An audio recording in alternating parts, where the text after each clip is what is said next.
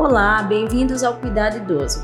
Esse programa é um espaço dedicado a oferecer orientações, conselhos e informações valiosas para familiares e também profissionais que cuidam dos nossos queridos idosos. E no episódio de hoje estamos recebendo a psicóloga Cássia Matarazzo. A Cássia, ela fez um estudo que é um alerta a todos e ela vai nos falar um pouco mais sobre esse estudo e a importância na vida dos idosos e de seus familiares. Olá, Cássia, seja bem-vinda ao Cuidado Idoso. E eu vou começar te perguntando qual a importância de discutir a saúde mental dos idosos na sociedade atual. Agradeço muito a oportunidade, de estar aqui conversando de um tema muito especial, que é a questão da saúde mental, da saúde como um todo dos idosos. A importância porque até pouco tempo atrás a gente só tinha, na psicologia especialmente, um dedicado estudo a respeito da infância. E a partir dos anos 80 e até bem recente dos anos 2000, é que a psicologia e a própria gerontologia apareceu na mídia, A psicogerontologia, a gerontologia, que são estudos dedicados a essa faixa etária dos 60 a mais. Então, é muita novidade surgindo, até porque a gente tem uma população brasileira de idosos aumentando, um aumento assim evidente, e a nossa sociedade, a nossa família precisa saber como cuidar melhor dessa faixa etária tão importante. E como a psicologia ela pode contribuir para o bem-estar emocional e também para o bem-estar mental dos idosos? Certo. Então, dentro da psicologia, o que a gente observa é a necessidade do entendimento dessa faixa etária como especial. Como eu disse, até pouco tempo atrás, havia uma dedicação da fase da infância à fase adulta e os idosos eram tratados como uma extensão da fase adulta.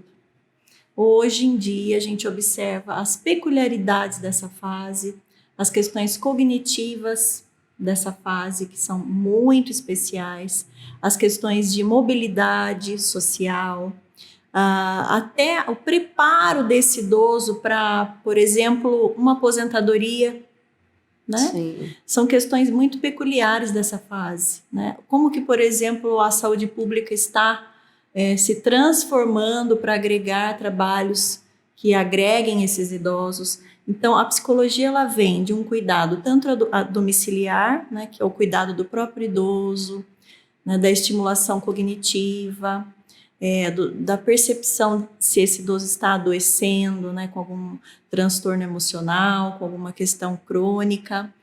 A questão também do cuidado daquele que cuida do idoso, também a psicologia tem muito a acrescentar. Quando observa o adoecimento, observa a necessidade desse cuidador se enxergar nessa relação de cuidados peculiar demais, E a questão social, como eu disse. Então, se você é procurada por um idoso, o acompanhante, o cuidador dele está junto, você tem essa atenção com o idoso Sim. E também com quem está cuidando dele. Isso é o essencial, Tanto a questão domiciliar, como a questão crônica de adoecimento do próprio idoso, como a questão social. São 3 fatores que a psicogerontologia vai buscar, vai alcançar e vai cuidar. Não só o idoso em si, Sim. Em relação ao cuidador, como que funciona esse atendimento? Como que você olha para aquela pessoa e enxerga que ele também precisa de cuidado? É importante explicar por que eu estou falando disso, Sim. Por que eu estou me metendo nesse assunto. Eu não tenho especialidade nessa área, minha especialidade é em prevenção do suicídio, mas eu atuo tanto na questão da prevenção do suicídio, como dentro do meu trabalho formal, também com os idosos. Eu trabalho no Tribunal de Justiça e dentro do tribunal nós verificamos um aumento vertiginoso de processos de interdição, que a maioria deles com relação aos idosos, por conta de adoecimento, por conta de um acidente, de um momento factual daquele idoso, como uma situação como um Alzheimer, por exemplo, em que ele não consegue mais acionar os seus direitos sozinho. E aí ele vai precisar desse cuidador, desse curador, né, que seria o nome correto, que vai gerenciar esses direitos desse idoso. E aí a gente avalia esse curador, né, a capacidade dessa pessoa em cuidar desse idoso, se essa pessoa também tem questões de saúde mental, saúde física para cuidar, né, se existe na família, por exemplo, conflitos de interesses com relação a esse pedido de curatela. Então é por isso que eu me interesso, estudo e posso falar alguma coisinha nessa área, porque é uma área muito nova realmente até para psicólogos, né? E esse curador nem sempre é um familiar. Nem sempre. Quando chega um caso assim, você vai tratar o curador e vai também entrar em contato com a família? Sim, um todo? Com certeza. A gente tem curatelas que são exercidas dentro de instituições, né, de longa permanência, por exemplo, né, como o asilo, na qual o representante curador é o dono do asilo, né, presidente do asilo.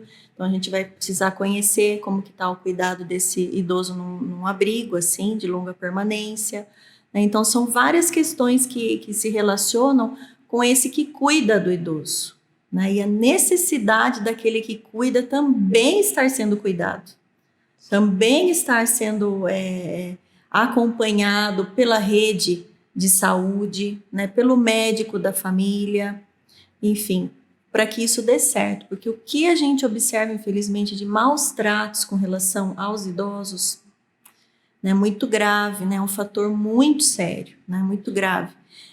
Exatamente por conta da dificuldade desse cuidador em se cuidar, em estar sendo cuidado, né, e da sociedade entender essa dinâmica, essa relação, né, a própria família muitas vezes deixa a cargo desse representante muitas responsabilidades, né? Então é fundamental que a gente tenha esse olhar bem detalhado por conta de até riscos mesmo da integridade, né, física e psíquica do idoso. Qual a importância da família estar presente nessa fase da vida do idoso? Essencial, essencial. Dentro da nossa cultura, ainda observamos um distanciamento da família com relação aos idosos. Inclusive, tem muitos idosos que são esteio financeiro da família, né, e só servem para financeiramente beneficiar essa família, né, quando, na verdade, não são envolvidos numa rotina, num diálogo, num dia a dia, num passeio que fosse, numa festa. A grande maioria da nossa sociedade ainda encara o idoso como desajustado, como um menos-valia, né, como um peso, e aí vem um grande impacto na saúde mental desse idoso. Por isso, sim, é essencial entendermos como valorizarmos esse idoso na sociedade brasileira, sabendo que há uma grande faixa etária aí de idosos, há uma grande população de idosos que estão adoecendo por essa dificuldade social e aí até pensando no suicídio.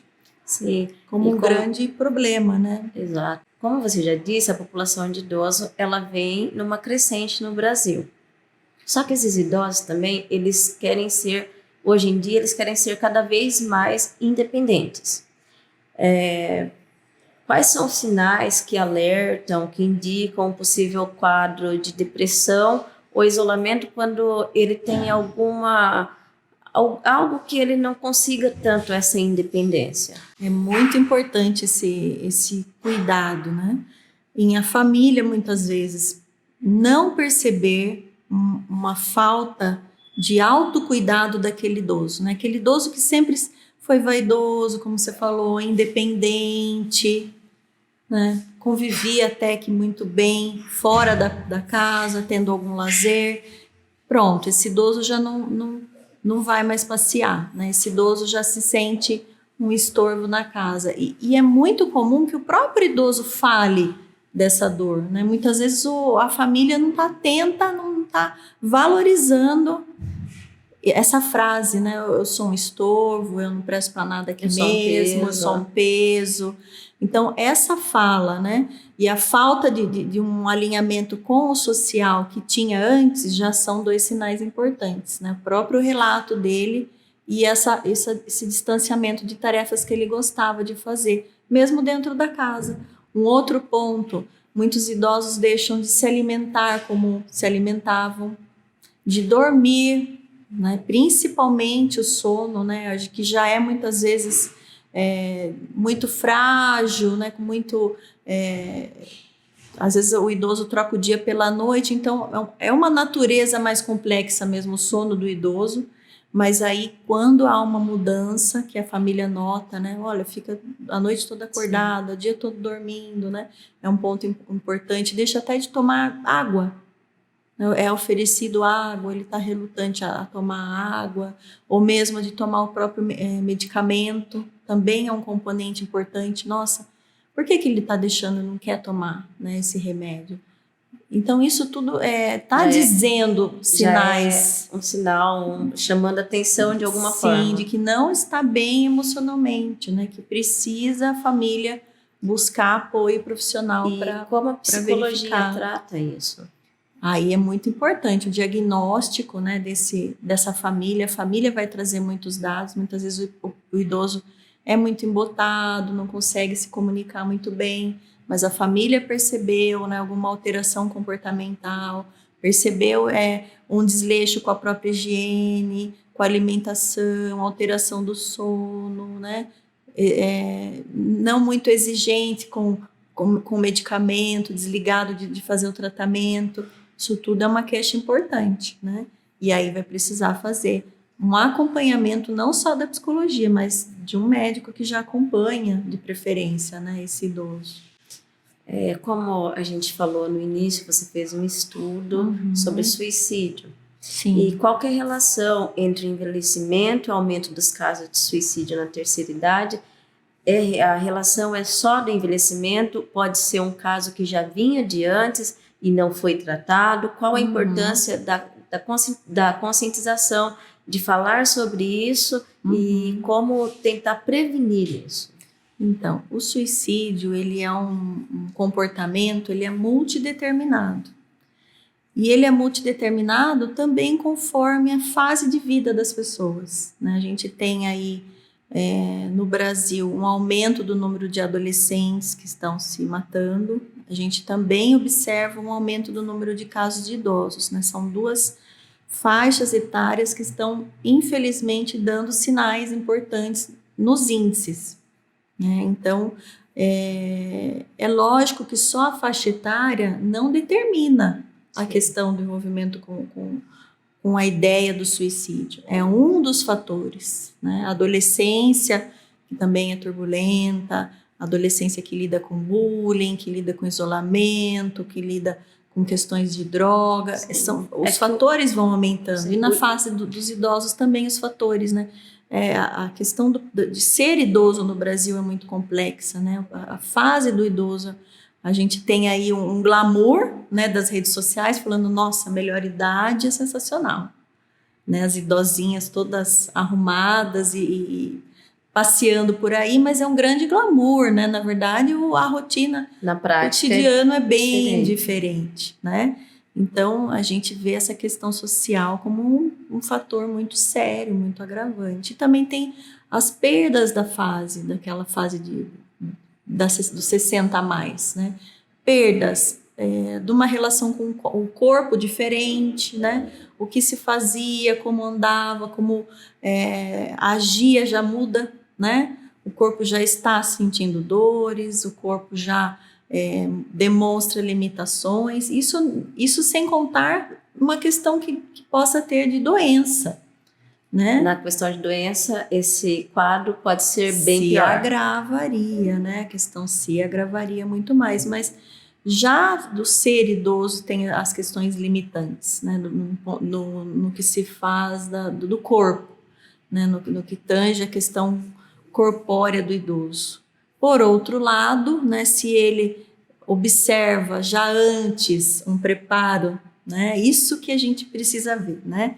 o quanto a gente está prevenindo algumas questões que são já naturais do envelhecimento, que limitam, por exemplo, a prática de esportes, né? Se a gente já sabe que na melhor idade já tem naturalmente uma limitação física, por que nós já não nos cuidarmos antes, né?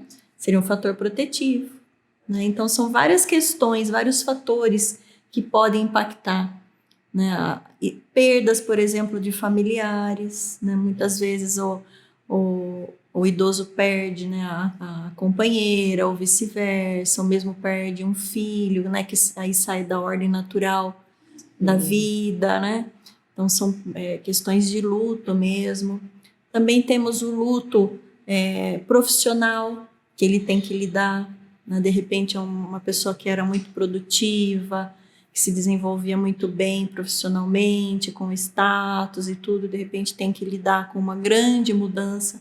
Não houve um preparo, muitas vezes, né, dessa nova fase, né? Eu tenho relatos de mulheres que trabalhavam fora, né, que tinham uma vida super ativa, e de repente veio a aposentadoria, veio um vazio.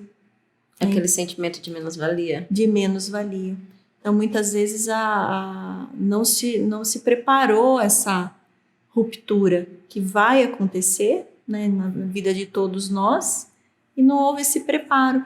Inclusive, tem muitas empresas fazendo esse preparo já. Sabendo, né, do adoecimento, muitas empresas já estão trabalhando de uma outra maneira, o desligamento do funcionário quando ele chega na idade de né, se desligar. Né? Mas é muito pioneiro. Né? A grande maioria ainda se sente totalmente enlutada mesmo com essa mudança, né? E esses idosos que acabaram de viver a pandemia do Covid-19, como que o Covid-19 ele impactou na saúde mental de todos. Sim. Mas em relação aos idosos, isso foi maior, não foi maior? Como que você vê isso? Olha, muitas questões positivas e negativas, como em tudo, né? O que a gente observou, né? Que as famílias ficaram mais em casa. Então, aquele idoso que estava muito sozinho na casa, ele começou a conviver com as pessoas, né? E nesse sentido, para alguns idosos foi muito bom, né? Ele começou a fazer sentido para ele a família de novo, os relacionamentos, os vínculos foram se fortalecendo, né? Esse convívio. Por outro lado, né, a gente sabe que também, vamos dizer, o convívio, se já não era muito bom, tendeu à situação do agravamento de violências, né, de uma problemática muito pesada nas casas, né, de umas situações muito graves. Então, a gente teve esses dois aspectos no sentido familiar. No sentido do próprio cuidado com o idoso, foi muito ruim. Porque os idosos, a maioria deles só saem para ir ao médico, só saem para ir ao hospital, só saem para ir à farmácia, não é assim? Sim. Isso não podia mais. Então, ele acabou se isolando muito mais. Então, muitos deles que faziam até atividades em grupo, né, dentro do posto de saúde, dentro do CRAS, já não tinham mais como fazer. Então, a gente observou também um adoecimento, mesmo um medo muito grande, né? Como a gente viu que a Covid, num primeiro momento, matou muitos idosos. Então, aquele idoso vendo notícias, né? Assistindo uma situação, então causou muito medo. Até hoje isso tem um impacto. A gente sabe que tem muitos idosos que deixaram de se cuidar em absoluto por medo de pegar Covid até hoje. Deixaram de praticar o esporte, deixaram de conviver, de fazer uma arte, um artesanato que era em grupo antes, por medo da doença. Tem idosos que usam máscara até hoje, não é? Então, a gente observou um impacto assim que deixou mais vulnerável essa fase de vida. E né? Você comentou da máscara, tem os idosos que usam máscaras até hoje, e tem aqueles que ainda se negam a tomar a vacina. Como que você trata isso também? Muito sério, né? Muito grave. Não só deixou de tomar vacina, deixou de acreditar na ciência, né? Por conta das fake news. E o quanto é essencial para o idoso ter um esclarecimento, muitas vezes ele está relutante, né? Então, o psicólogo vai ter que ter todo um jeitinho, com a família principalmente, uma insistência, né? Porque é muito importante que ele volte a cuidar da saúde dele. Coisa que a gente observou que decaiu demais com a pandemia, né? Sim, quais são os recursos disponíveis para idosos que enfrentam problemas de saúde mental? É muito sério, né? Importante que se a família observa algum comportamento diferente, um esquecimento, né? Principalmente esquecimento assim das coisas que estão no dia a dia. O esquecimento ele nem sempre está ligado ao Alzheimer, por exemplo. Não, pode ser um adoecimento da própria idade, né? Não algum aspecto de demência, um quadro senil que não é necessariamente Alzheimer. Pode ser alguma outra doença. O estresse, uma perda, sim, pode acarretar também isso. Claro, sim. Uma situação de susto que ele leve ali no cotidiano pode gerar um esquecimento da rotina do dia a dia. Aí, nossa, esqueceu o nome uma vez, esqueceu o nome duas, esqueceu o endereço, com dificuldade para ver as horas, né? Com dificuldade para entender a rotina. Isso já é um indicativo que precisa procurar um neurologista, um clínico geral, né? Para fazer uma avaliação, para entender o que está acontecendo com esse idoso, né? E aí, como são as estratégias para promover o envelhecimento saudável, incluindo essa saúde mental? É necessário... Bem, eu sou da turma da prevenção, né? É lógico que quando a gente já está na melhor idade, existem várias alternativas, né? Como a gente já falou, o cuidado com aquele que cuida, né? O cuidado da própria saúde física, mental, a necessidade do idoso estar em convívio social. É super importante conviver com outros idosos, em grupos de idosos, é muito importante, né? Mas o que eu falo é do aspecto preventivo. Se a gente sabe que a gente vai ter uma dificuldade de locomoção quando a gente tiver 80 anos, se eu não me exercitar antes, eu não vou poder até chegar melhor nos meus 80 anos, né? Pensando em situações simples, né? De ergonomia mesmo, da rotina doméstica, né? O idoso que ele pratica atividade física, ele consegue ajudar mais na casa, ele consegue cuidar melhor das coisas, ele abaixa, ele levanta, sim, né? Sim. Então, eu penso na questão preventiva, né? Se a gente pode, já percebendo que na melhor idade a gente tem algumas limitações, por que não já prevenir? Né? Por que não já mudarmos a nossa rotina já? Né? Um fator que é muito sério também no Brasil é a questão do uso de álcool e drogas na fase idosa, né?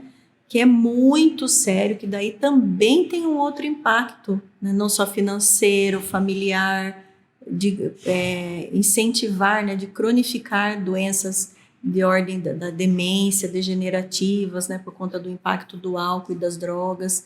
Então, se a pessoa já tem o vício do álcool e drogas, ela infelizmente vai ter que contar ainda com adoecimento por conta do álcool e drogas na fase melhor idade, né? Então, vamos tentar reverter isso antes, né? Quanto antes a gente puder buscar melhor qualidade de vida. Temos o ideal? Temos, né? Às vezes não dá para chegar lá, né? No ideal de todos os dias praticarmos atividade física, né?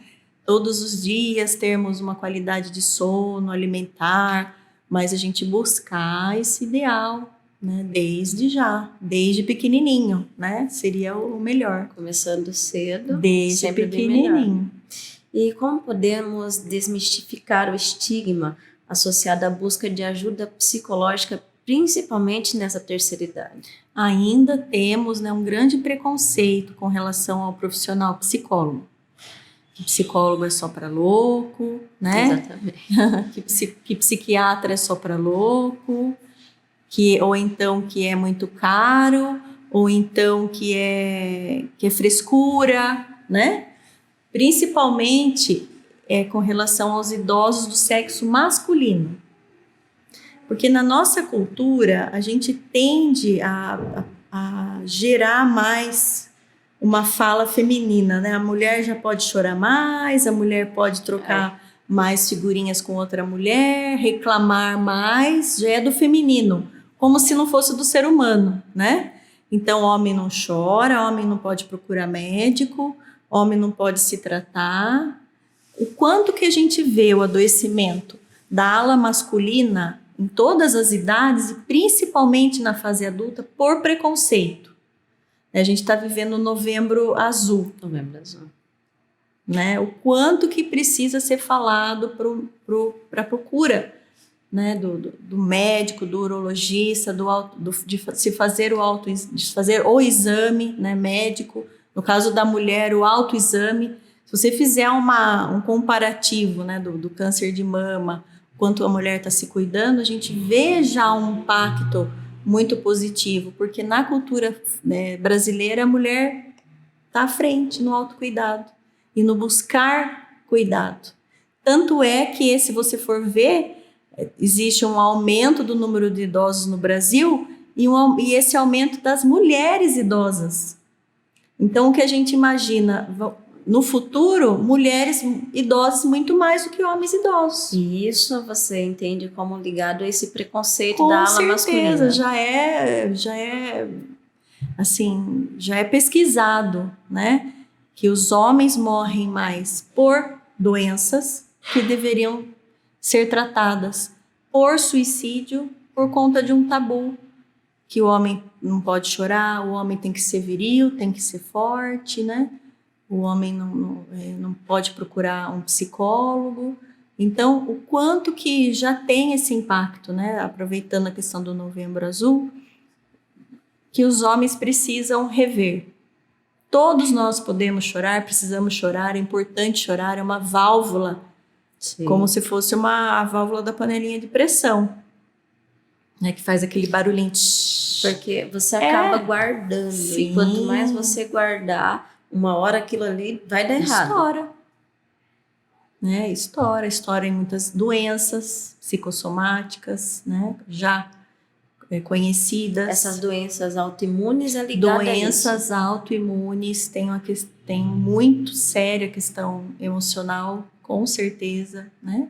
Então, o que a gente verifica é isso, a necessidade de quebrarmos esses tabus com relação ao profissional de psicologia, que vem estudando ao longo dos anos aí, é um profissional que pode acompanhar essa família, não só o idoso, né? Acompanhar ao longo do envelhecimento daquele idoso, toda a família, né? Orientando, né? Auxiliando, apoiando, observando a questão de algumas doenças graves do adoecimento, né? Já é um diagnóstico importante, encaminhando. Então, a gente precisa quebrar esse tabu, né? O psicólogo está aí como um grande apoio, família, sociedade, né? E indivíduo. Sim, essencial. A gente falou em preconceito. A gente tem um idoso hétero e a gente tem um idoso LGBTQIA+. Esse idoso, ele vai sofrer um desafio específico, ele vai sofrer mais preconceito, ele é mais fácil de procurar ajuda do psicólogo, é mais difícil? Como que você vê isso? O que a gente observa, né, desse pedacinho populacional, né, que são pessoas que, além de estarem vivenciando a questão do envelhecimento, também vivenciam questões de ordem sexual, né, diferentes do padrão, vão sofrer sim um grande preconceito, né? Infelizmente, a gente já percebe na nossa cultura, na nossa sociedade, a questão sexual nessa fase de vida é totalmente anulada, né? Como se o homem idoso, a mulher idosa não pudessem ter desejo sexual, querer ter uma companhia, né? Querer se embelezar para o sexo oposto ou o mesmo sexo, né? Então, aquela ideia do idoso que tem que ficar acamado e no canto dele, né? Ainda mais se ele tem uma questão de ordem de sexualidade, nossa, é um grande desafio. Então, é essencial mesmo que procure ajuda psicológica, É fundamental que busque grupos de apoio, né, na rede, para que ele possa se entender e aceitar, né, as suas diferenças, os seus gostos e sabendo que vai ter que lidar com as grandes dificuldades aí da nossa cultura, né, bastante preconceituosa, assim. E toda essa ajuda psicológica que a gente está falando, o idoso que está disposto a procurar essa ajuda psicológica, ele consegue essa ajuda no SUS? Consegue. Como que ele precisa fazer? Primeiro, né, o posto de saúde mais próximo. No posto de saúde mais próximo, a informação que eu tenho é que tem um psicólogo. Antes, os psicólogos estavam nos CRAS, nos CAPs, né? E no posto de saúde precisava do encaminhamento. Hoje em dia, não, né? Primeiro, ele pode buscar um posto de saúde e procurar. Talvez ele tenha que passar por um médico antes, o que não é ruim, né? Ele procurar fazer uma bateria de exames, que é essencial, né? Fazer um diagnóstico médico, e aí ele pode dizer que também quer um encaminhamento para psicólogo. E no próprio posto de saúde já tem. Se existe uma questão peculiar, né, nessa fase de idade, aí ele é encaminhado para um CAPS, que o CAPS, por exemplo, vai atuar em casos de adoecimento por esquizofrenia, né, demências mesmo relacionadas a alterações cognitivas, né? Daí o CAPS vem como uma especialidade dentro da psiquiatria e psicologia. Aí é um outro encaminhamento que ele faria, né? Com outro tipo de trabalho. Mas se é uma questão do cotidiano, do dia a dia, que não tem um impacto psiquiátrico, dentro do posto de saúde ele já pode ser atendido. O CVV, ele entra nisso tudo? É só depois dele procurar um médico? Ele pode ir direto? Como? Então, o CVV, né, para quem não conhece, é o Centro de Valorização da Vida. É uma organização sem fins lucrativos, uma organização brasileira formada por muitos voluntários do Brasil inteiro. Esses voluntários são treinados, constantemente treinados, para fazerem uma escuta sem preconceito, sem julgamento, para conversarem com qualquer faixa etária, né? Como? Aí a pessoa precisa ligar no telefone 188, que é um telefone gratuito. Ela pode ligar do orelhão, do celular, telefone não precisa estar com crédito, né? E ela pode fazer um desabafo. O CVV ele é entendido como uma companhia, sim, para essa fase de vida, né? Que muitas vezes estão idosos sozinhos, não tem com quem conversar, não querem preocupar a família com algumas questões, tem segredos. Então o CVV atende, sim, e bastante essa fase de vida. Vocês são muito procurados por idosos? Eu não sou mais o CVV, né? Eu fui por uns anos. Agora dei uma paradinha, mas amo a organização. Pretendo um dia, na fase da minha aposentadoria, é um sonho que eu tenho, né? Que é voltar para o CVV. Mas realmente, na época que eu trabalhei lá, a gente era especialmente muito procurado nessa fase dos 60 a mais. E há uma boa oportunidade, né, ligando no 188, quanto tempo a pessoa precisar desabafar, conversar, é como se fosse um pronto-socorro emocional. É lógico que se aquelas demandas que a pessoa está tendo ficarem muito constantes, ela vai precisar do profissional, do psicólogo, mas que pode estar aliado ao serviço do CVV, né? Não é uma coisa que vá brigar com a outra, né? A pessoa pode usufruir do CVV e passar por psicólogo, passar por médico, né? Uma rede, a gente chama que é uma rede, uma colcha de retalhos, né?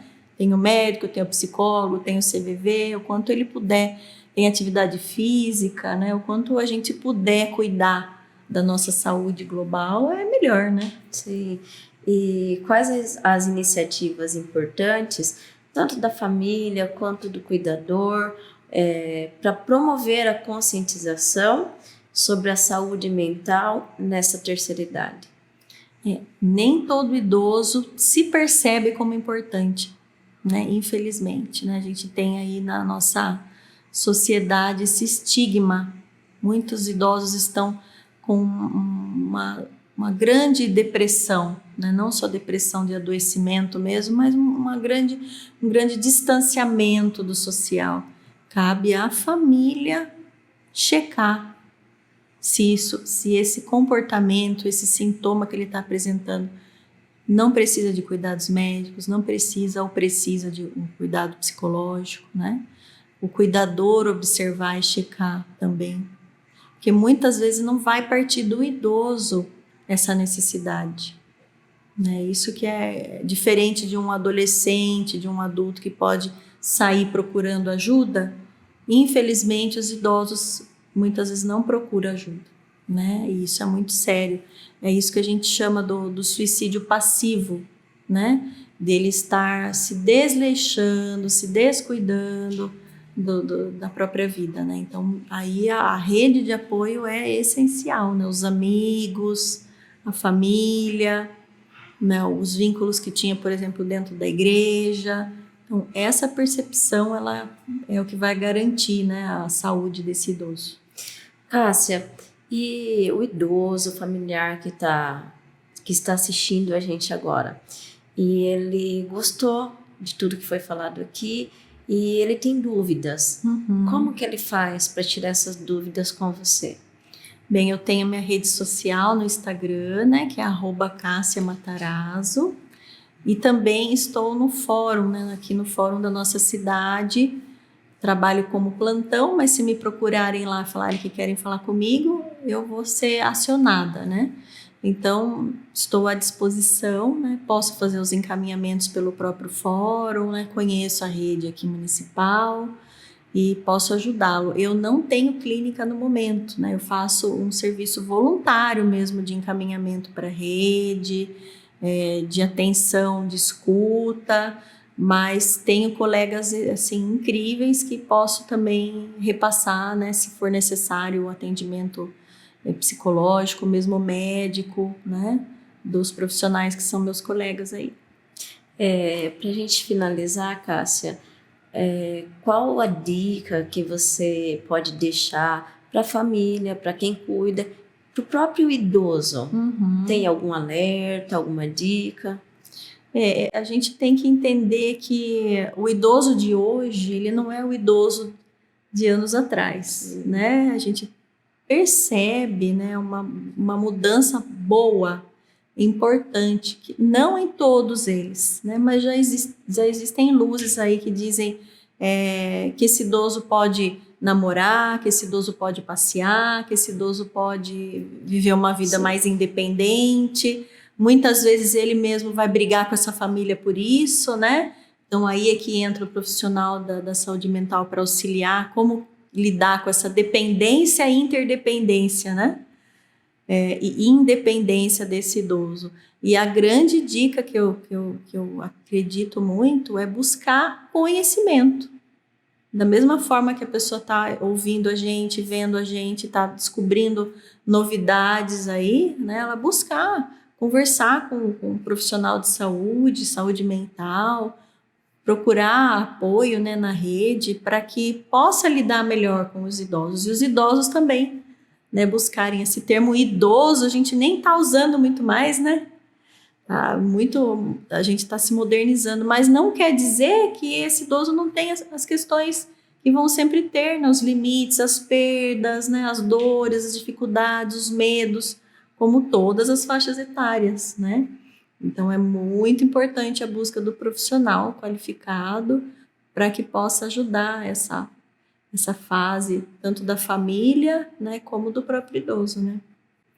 Cássia, eu agradeço a sua participação aqui no Cuidado Idoso e vamos marcar para você retornar com mais dicas para esse público em específico. Tá joia, eu que agradeço e espero ter contribuído para todos aí. Obrigada, Cássia. E assim concluímos mais um episódio do Cuidado Idoso com a participação da psicóloga Cássia Matarazzo. E lembre-se de aplicar esse conhecimento no dia a dia, promovendo um ambiente mais acolhedor e saudável para os nossos queridos idosos. E se você ficou com alguma dúvida em relação a esse assunto, deixe o seu comentário. Fique atento às próximas edições, onde continuaremos a trazer especialistas e informações relevantes para fortalecer ainda mais o cuidado com nossos idosos.